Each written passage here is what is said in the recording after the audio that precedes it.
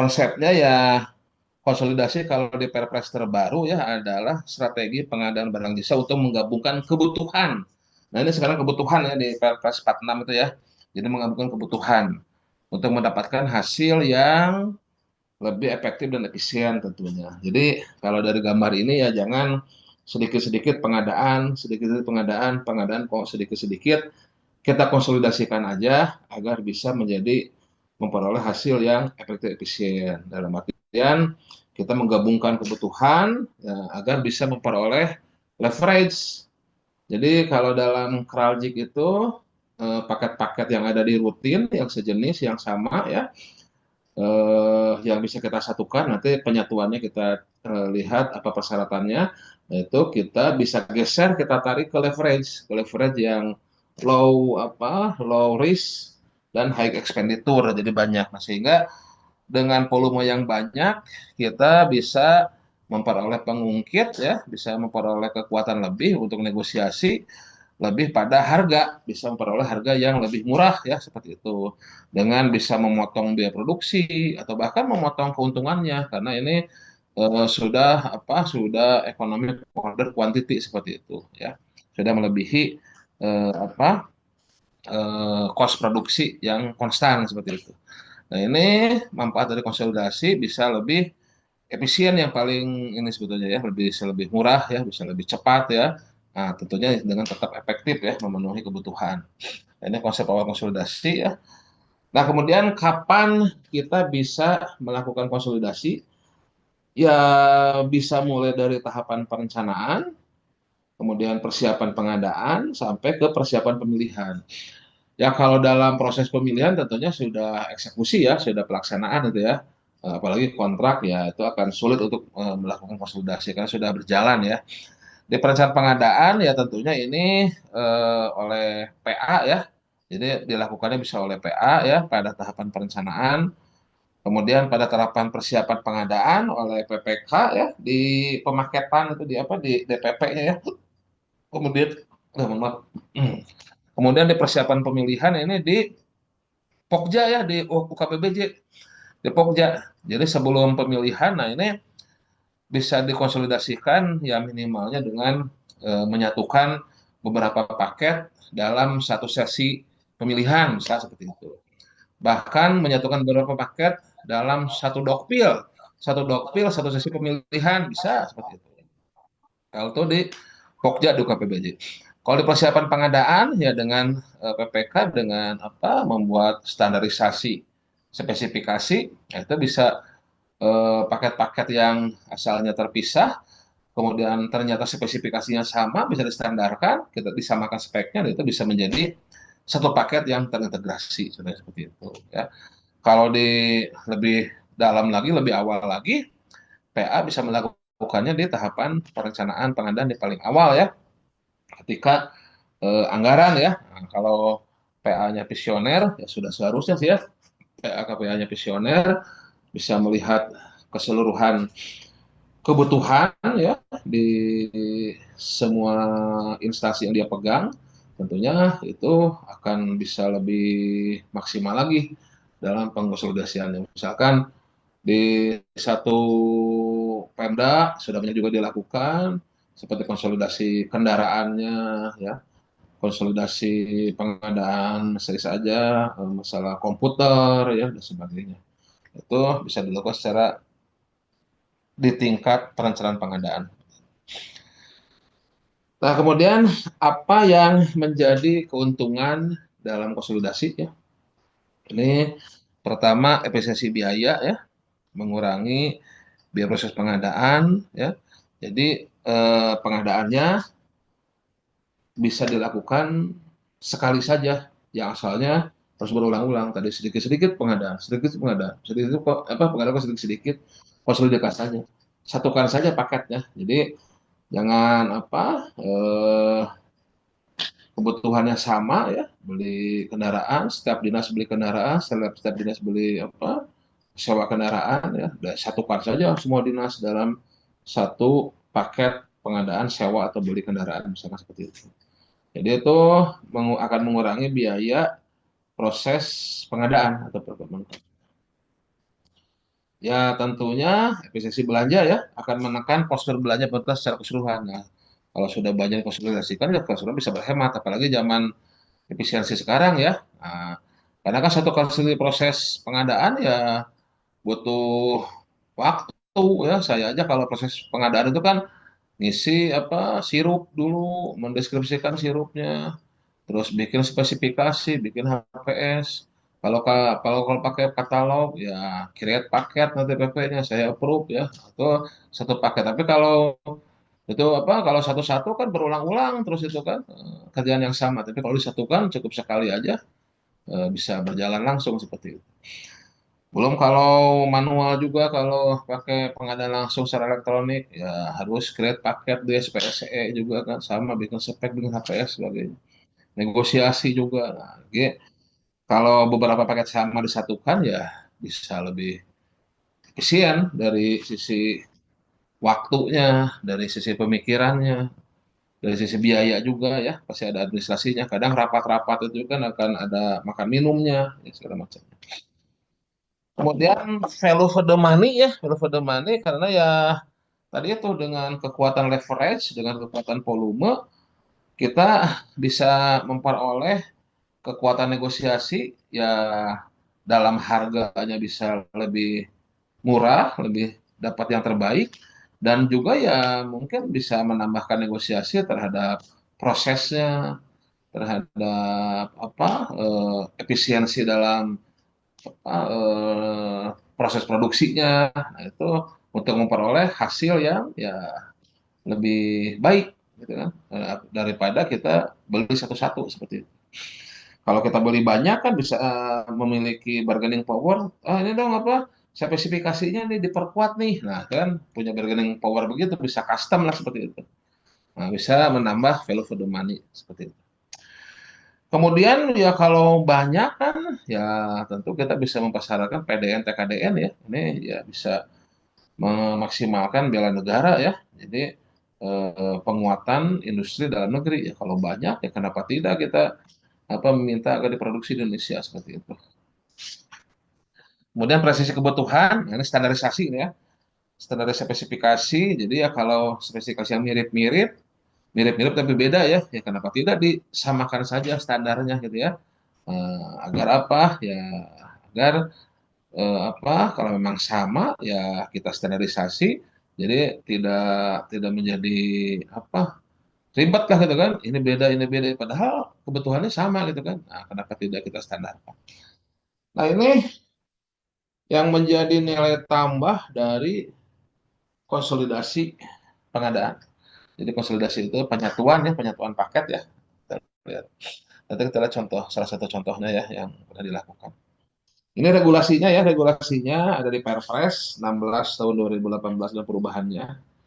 Kemudian tentunya di Permen KPP 12 2021 tentang pemilihan penyedia ya. Detailnya ada Capdep nomor 6 tahun 2021 ya, pedoman konsolidasi. Kemudian kalau yang outputnya dimasukkan ke dalam katalog elektronik ada CAPK 121 tahun 2023 pelaksanaan konsolidasi untuk katalog elektronik serta CAPDEP transaksi digital nomor 1 2023 tata cara pelaksanaan konsolidasi untuk katalog elektronik. Ini kalau outputnya ditayangkan di katalog elektronik. Jadi nanti hasil konsolidasi itu ya bisa kita tayangkan di katalog elektronik untuk diproses secara processing ya atau hasil tender ya prosesnya langsung berkontrak manual seperti itu. Ya. Tapi kalau kebutuhannya untuk lain ya sesi lain banyak juga ya mending kita tayangkan ke dalam kotak elektronik seperti itu. Nah, itu regulasi yang mendasarinya. Nah, kemudian selanjutnya bagaimana kita melaksanakan konsolidasi pengadaan ya, konsolidasi pengadaan ya khusus kalau memang suatu barang tertentu akan kita konsolidasikan. Ya tentunya seperti pengadaan pada umumnya kita harus tahu dulu apa kebutuhannya nih ya, apa kebutuhannya dan tentunya ya kalau konsolidasi ya sebaiknya kita ada spending analisis ya, ada ya bukan hanya kebutuhan untuk ke depan ya, tapi hasil belanja pada 1, 2, atau 3 tahun sebelumnya, bagaimana sehingga kita bisa kelihatan tuh regresinya ataupun kelihatan trennya dari beberapa tahun sebelumnya, dan kebutuhan selanjutnya kita bisa prediksi ya. Nah, itu eh, item-item yang kita butuhkan ya bukan hanya ke depannya tapi yang sudah dibelanjakan 1, 2, 3 tahun sebelumnya akan lebih, kalau ada itu akan lebih baik untuk bisa mengidentifikasi kebutuhannya seperti itu. Nah, setelah demand ya tentunya yang harus kita cek adalah supply-nya ya. Jadi kita harus analisis pasar ke pelaku usahanya ya. Ya bisa dengan mengundang pelaku usaha yang mau dengan market sounding secara resmi ataupun kita undang rapat ya ataupun diskusi minta masukan ya untuk mengetahui kapasitas pelaku usaha dan bagaimana proses bisnisnya. Proses bisnisnya itu ya dalam artian apakah ini misalkan apakah ini impor barangnya atau ada prinsipalnya di dalam atau di luar negeri. Kemudian prinsipalnya cara menjualnya bagaimana, apakah ke distributor tunggal, apakah distributornya banyak, apakah atau langsung ke retail atau gimana. Nah, itu proses bisnisnya bagaimana kita pelajari juga itu. Nah, bagusnya ya bisa mengundang beberapa pelaku usaha yang terkait dalam barang jasa yang akan kita adakan untuk dikonsolidasikan ya. Dan misalkan kita mau mengonsolidasikan pupuk ya undanglah pengusaha pupuk gitu kan. Nah, dia minta diceritakan bagaimana proses bisnis pupuk itu seperti itu. Atau ya market sounding bisa ya. Market sounding ya eh, tidak harus satu kali, bisa beberapa kali ya kalau memang diperlukan seperti itu.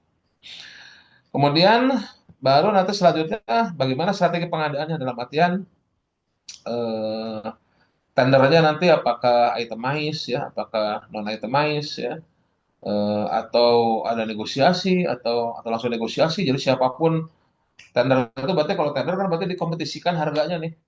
Nah, nanti kompetisi harga apakah untuk semua produk untuk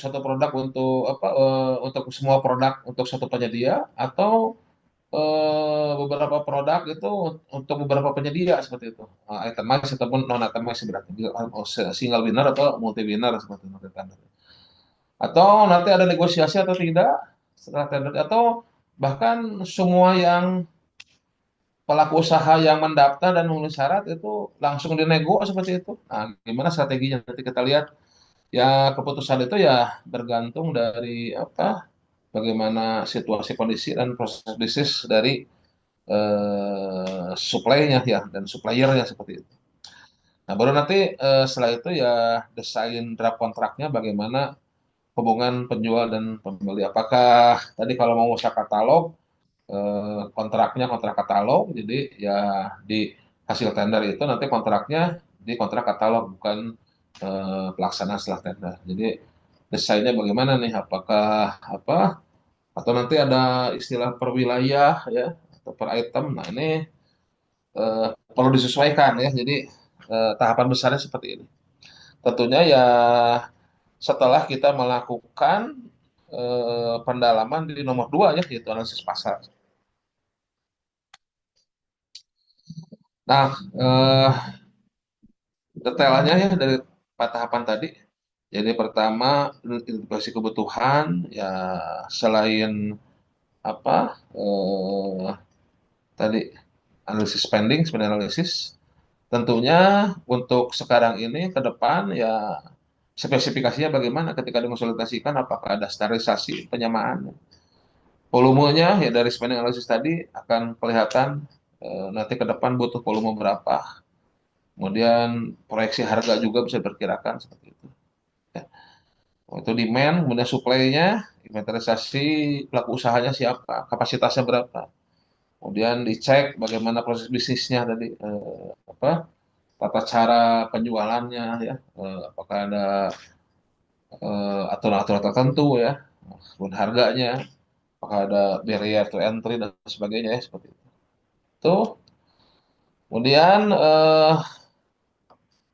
tahap ketiga strateginya, nah apakah kompetisi tadi, apakah ditenderkan ya, tendernya satu paket banyak item untuk satu pelaku usaha atau banyak item untuk beberapa winner, nah, multi winner ya, di itemize atau non kompetitif langsung negosiasi, nah, non kompetisi seperti itu.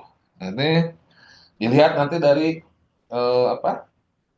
Dari supply dan demand-nya. Ya kalau apa demand-nya banyak ya tidak bisa dipenuhi oleh satu atau beberapa pelaku usaha, ya sudah non kompetisi aja gitu kan. Nah, jadi biar semua pelaku usaha masuk ya dinegosiasikan.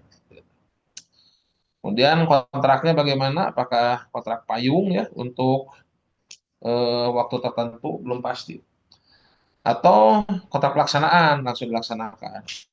Ya kalau kayak katalog kan kontrak payung istilahnya gitu.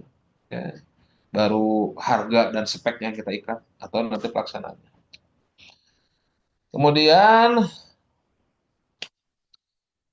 pemilihannya, ya tadi hasilnya ya dari tender atau negosiasi tadi, ya dari kompetisi atau non kompetisi tadi bisa konsolidasi yang tradisional skala besar dengan tender dan kontrak payung, ya, cocok untuk kebutuhan kompleks yang membutuhkan ikatan jangka panjang. Ya, jadi ini kalau kebutuhannya memang ya ada kompleksitas ya, ada yang non standar. Tapi kalau barangnya standar kayak komputer gitu ya, nah ini konsolidasi dengan di purchasing ya pada kartu elektronik. Nanti ya bisa dieksekusi dengan Minkom ya atau konsolidasi pengadaan untuk menentukan kartu elektronik dalam artian ya dipilih dulu pelaku usahanya, baik kompetisi atau non kompetisi, nah baru diikat kontrak katalog, baru dimasukkan ke dalam katalog elektronik seperti itu. Nah ini eksekusinya ya sampai di ujung. Jadi pada intinya ya penggabungan administrasi itu ya bukannya sekedar belanja lebih murah, itu sudah pasti ya, tapi langkah strategis untuk posisi tawar pemerintah yang lebih kuat.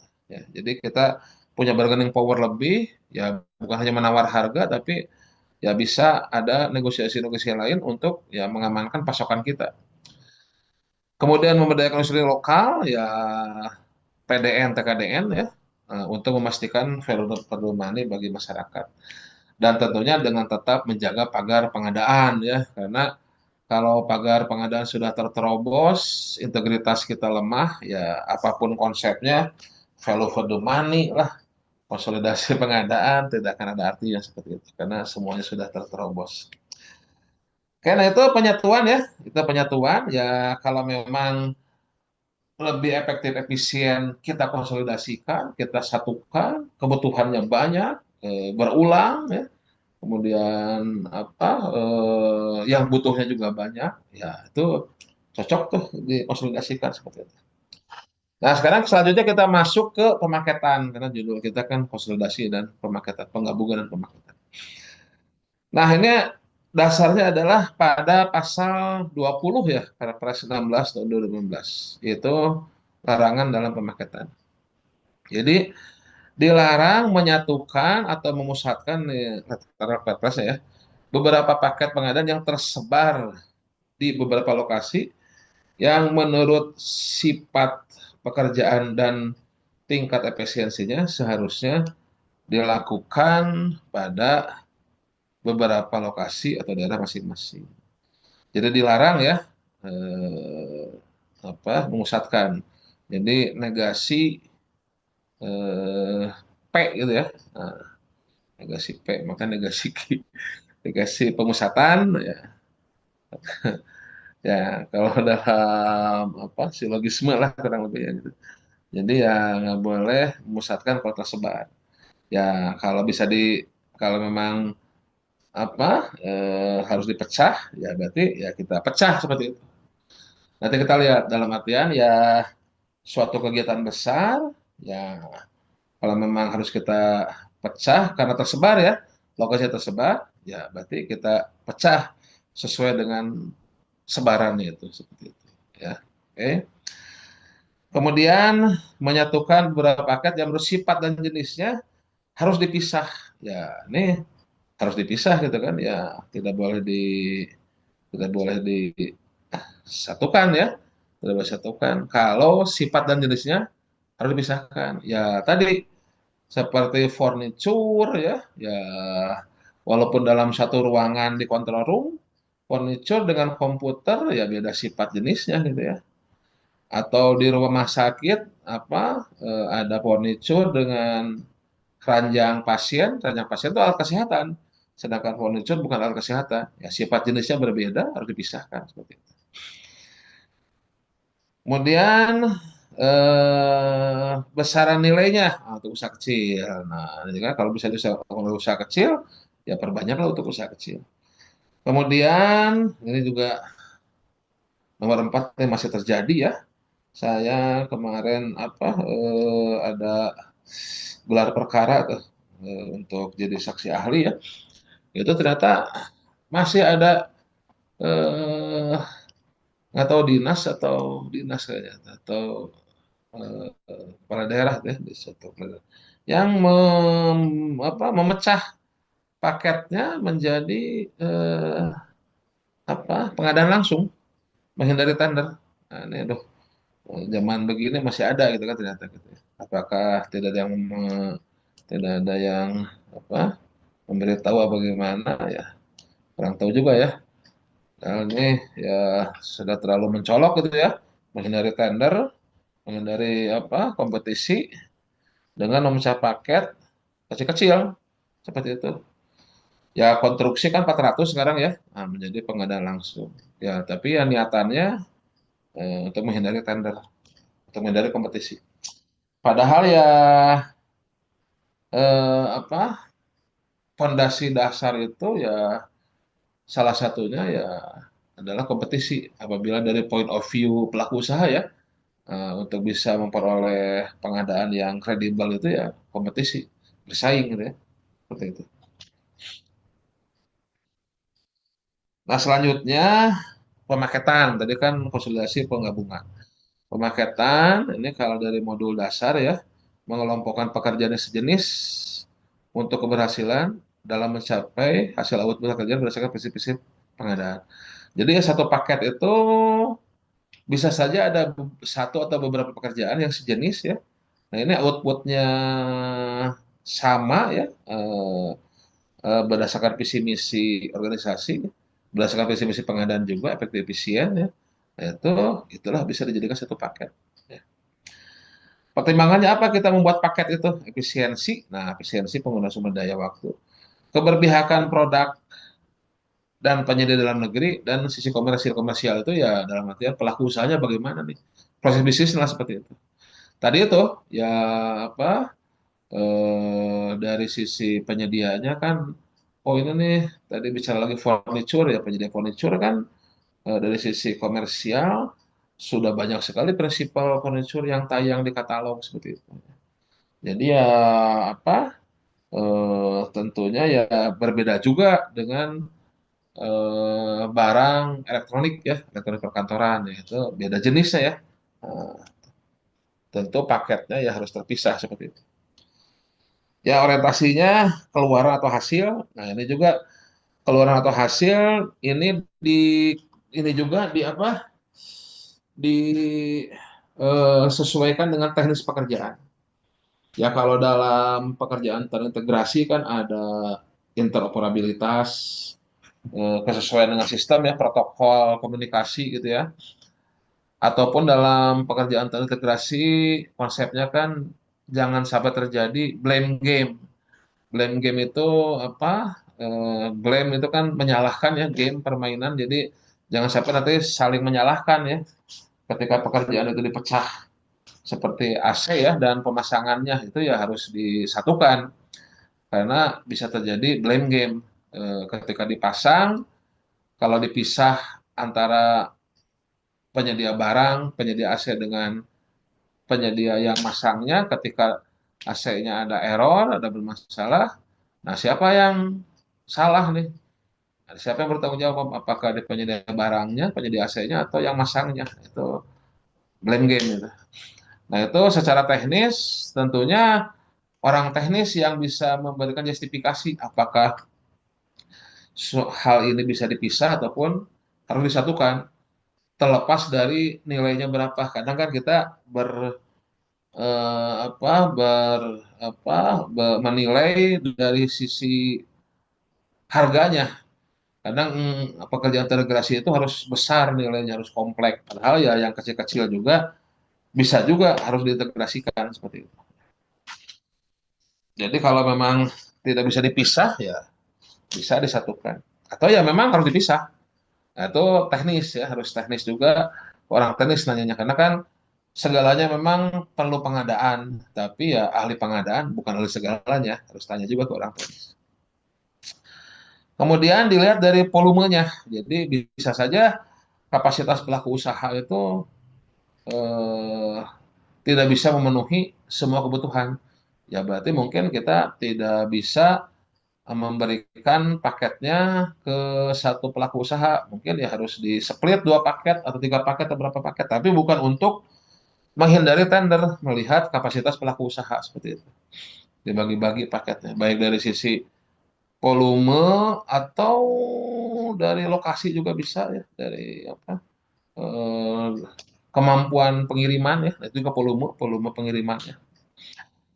Ketersediaan, nah ini ketersediaan dari sisi apa? Dari sisi suppliernya ya, dari sisi suppliernya. Tadi stoknya berapa ya?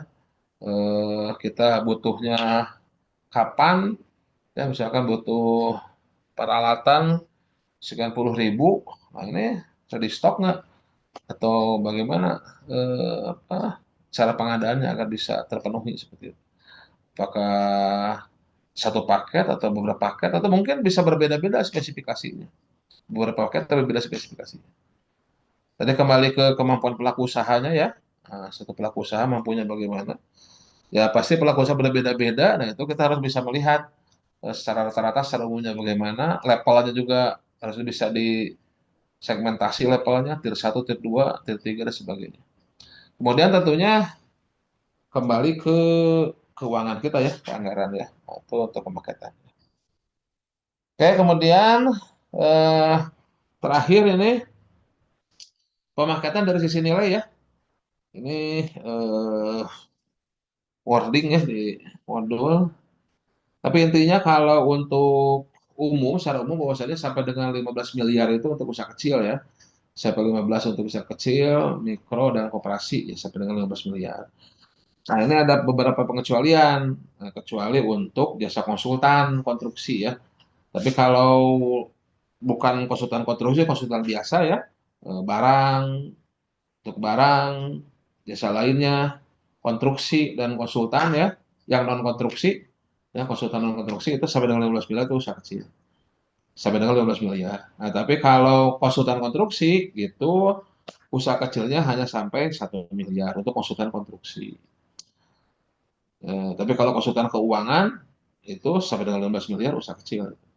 Kemudian di atas 1 miliar ya sampai dengan 2,5 menengah. 2,5 ke atas barulah usaha besar. Itu konsultan konstruksi. Kemudian untuk konstruksi, untuk pekerjaan konstruksi ada tambahan. Kan tadi sampai dengan 15 miliar kan usaha kecil.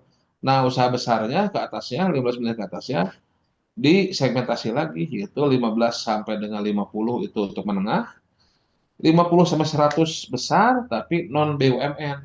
Di atas 100 barulah besar, baik BUMN ataupun non BUMN. Itu untuk konstruksi. Kalau mau konstruksi sama ya, konstruksi itu sama sampai 15 usaha kecil. Sampai 15 miliar usaha kecil, UMK Kop. Tapi dari 15 miliar, pengaturan konstruksi bukan hanya besar, tapi 15 sampai 10 menengah, 50 sampai 50, maaf, 15 sampai 50 menengah, 50 sampai 100 besar non BUMN, di atas 100 besar baik non BUMN ataupun BUMN. Itu untuk pemakaian konstruksi. Nah, itu dua konsep penggabungan dan pemecahan. Nah, ini saya demonstrasikan contoh pemakaian ya, contoh pemakaian dari suatu kegiatan yang lumayan besar ini lumayan besar. Jadi kurang lebih enterprise defense platform ya, jadi untuk platform untuk pertahanan di suatu kementerian, kementerian di negara tak berantah lah ya. Yang didukung oleh private cloud, virtual desktop infrastruktur VDI, arsitektur zero trust, cyber security. Nah, ini ada apa? Apa? Demilitarized zone ya, DMZ, ada DMZ. Nah, ini ternyata dari suatu suatu kegiatan besar ini yang asalnya akan dipaketkan satu atau dua paket saja ya.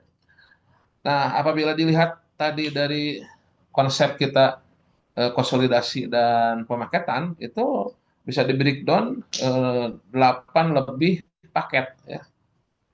Pertama, paket utama ada ya, infrastruktur IT ini ada server, storage, cloud ya, dan apa software-software security. Ini memang IT-nya ya, infrastruktur IT ya. Jadi server ya, komputer server, softwarenya ya, software untuk AI, software untuk VDI ya, untuk virtual desktop infrastruktur, untuk security ya, terus mode aplikasi-aplikasi untuk apa? Untuk yang digunakan oleh organisasi tersebut. Nah, itu semuanya di dalam satu paket.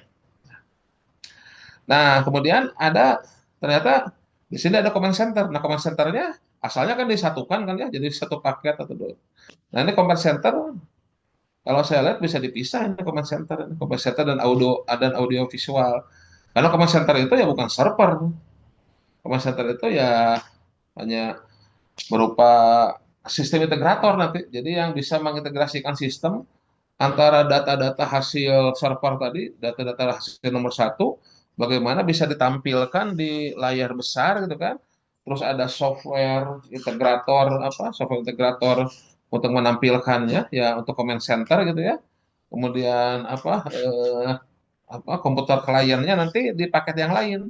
Tapi dia sistem integrator yang bisa bagaimana data dari nomor satu tadi bisa dimasukkan ke dalam control room, bagaimana mengintegrasikannya, kemudian audio visualnya, audionya, Zoom meeting, segala macam. Nah, itu paket yang terpisah karena memang ini ya lebih ke sistem integrator untuk command center dan audio visual.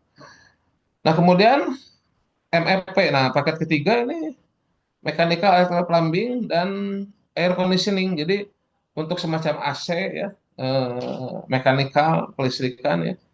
Nah, ini untuk membackup ke server segala macam ya ini bisa dipisah, tapi ya untuk ini apa pekerjaan konstruksi yang betul-betul ya lumayan kompleks lah karena untuk membackup server dan command control tersebut. Jadi ini pekerjaan lebih ke mechanical, electrical, dan spesial air conditioning. Jadi AC untuk apa pendingin server ya. Khusus itu ada apa dengan spek khusus itu. Kemudian, nah ini ada konstruksi, ada pekerjaan konstruksi. Jadi pekerjaan konstruksi, renovasi ruangan ya, ya untuk ruangan server dan ruangan command control, termasuk juga desain interiornya. Kemudian furniture, nah ini juga menarik. Ini furniture kantor ini dan fasilitas command center ya. Itu furniture, command center itu dipisah gitu ya. Karena ya command center itu kan sebetulnya yang nomor dua itu ya hanya sistem integrator lebih ke IT-nya ya. Nah, tapi kalau furniture kan tidak terikat ya, karena tidak akan ada interoperabilitas, tidak ada data yang nyambung ke furniture kan seperti itu. Meja juga segala macam itu mereka hanya elektronik dan IT saja. Nah, ketika furniture semuanya dipisah tuh, dikonsolidasikan tuh semua furniture yang ada di server, yang ada di command center ya, yang ada di ruangan operasional itu furniturnya dipisahkan. Kemudian ada sewa bandwidth dan fiber optik. Nah ini juga dipisah ya, dipisah juga itu untuk mengkoneksikan internet ya. Internet ini per bulan termasuk expenditure per bulan ya untuk koneksi internet ISP dan layanan terbatas ya FO yang bisa dilakukan oleh ya provider kayak Telkom, Lintas Nusa apa segala macam ya, XL itu silakan. Kemudian ada peralatan lapangan yang military standar segala macam untuk ngambil data, ngambil segala macam di lapangan. Yang dengan security sistemnya ada apa ya intinya data itu nggak boleh bocor, nggak boleh bisa dibuka security sistemnya itu juga bisa dipisah. Walaupun nanti dalam operasionalnya itu harus terintegrasi itu. ngambil data apa pengintaian ataupun surveillance di lapangan segala macam itu harus terintegrasi, nggak boleh bocor, harus nyambung terus ya. Tapi kan dalam pengadaannya kan nggak masalah, itu berbeda ya. Ini kita pisahin aja karena ini ya di katalog mungkin ada gitu kan semacam apa ya kayak flash disk eksternal apa hard disk eksternal yang military standar ya segala macam tablet yang military standar itu tersedia di luar. Dan terakhir ini barang-barang komputer umum ya, laptop, komoditas IT umum ya ini ya walaupun dia nanti akan disimpan di command center, yang penting speknya bisa memenuhi apa grafik proses unitnya sekian, tidak sampai flicker lah gitu ya. Nah itu ada speknya tuh. Nah itu komoditas IT umum, tapi speknya harus memenuhi di yang dibutuhkan. Speknya tinggi misalkan ya apa prosesornya minimal i5 atau i7 ya dengan apa tadi terutama graphical processing unitnya ya processingnya itu harus kuat kemudian juga bisa menerima bisa interoperabilitas dengan sistem apa dengan sistem security security-nya protokolnya nyambung gitu.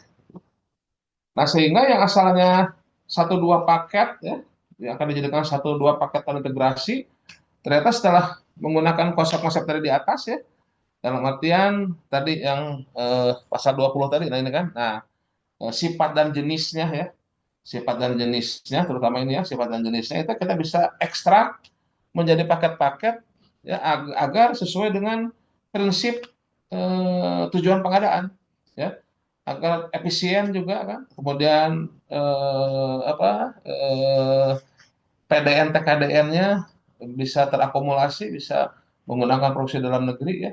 Kemudian juga sesuai dengan pelaku usahanya yang spesialis ya. Dan tentunya efektif. Efektif ya sesuai dengan kebutuhan ya.